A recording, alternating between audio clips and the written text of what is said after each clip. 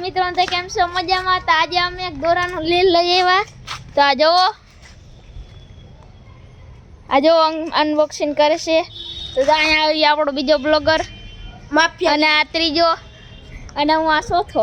ચાલો અનબોક્સિંગ કરો ભાઈ, અમે જોઈ. આઈ એમ ન્યુ કોંગ્રેચ્યુલેશન. અને જા અહીંયા આ કાડી ઉડી ગયું છે. અને જો તમારે હંધાઈને લેવો હોય ભાઈ તો આ જો 200 રૂપિયામાં તમને મળી જાય.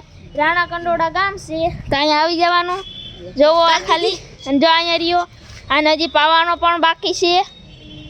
તો હાલો અહીંયા આપણો બ્લોક ખતમ થાય છે. જવા દોરી જો દોરો કેવો મસ્ત પાકો, ફૂલ પાકો. એટલે જોવો જોજી તૂટતોય નથી આનાથી. હાલ લે તૂટી ગયો.